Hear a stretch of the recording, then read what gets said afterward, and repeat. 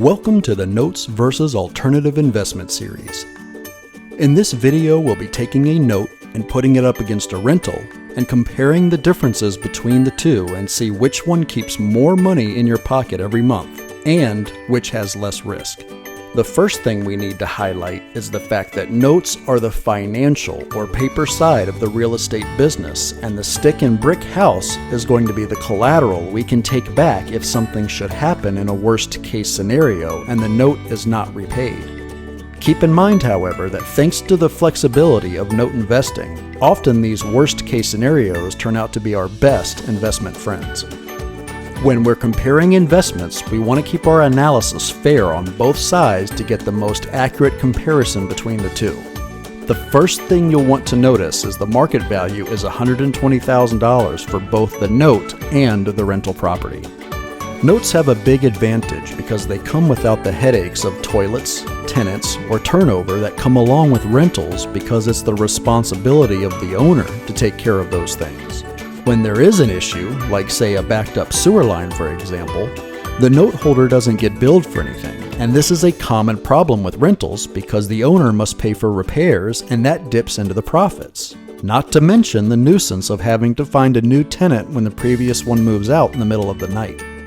Now let's compare the income streams and see which asset actually keeps the most money in your pocket.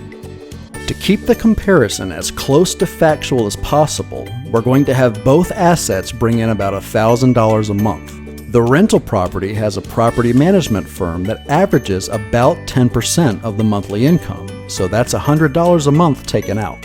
Now you'll want to have the note serviced by a third party, which typically is at most $50 a month. Let's look a little further and see what expenses take a chunk out of the monthly payment of these assets. Now, a good rental investor will allow for vacancies of at least $50 a month, and you'll also have to include property taxes of at least another $100, and insurance will be needed with an OK policy at around $50 a month. There's also a maintenance reserve of around $100 a month that you should be setting aside for fixes that will inevitably occur. Here's an insider tip. Most good investors will keep 10 to 20% of the monthly rent towards maintenance, but we'll stay conservative at 10. So once you add all those conservative expenses together, the total profit on the rental side is only going to be $600 a month at best.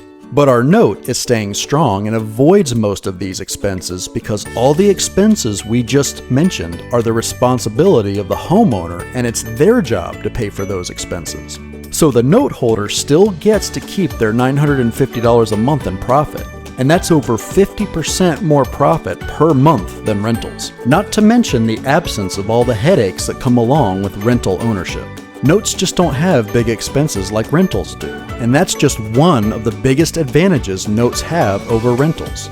And at the end of the day, remember, we're the bank, and people don't call the bank when something goes wrong. Also, one of the biggest secrets to building true wealth is keeping what you've earned. We hope you enjoyed this video, and we'll see you next time. Thanks for watching.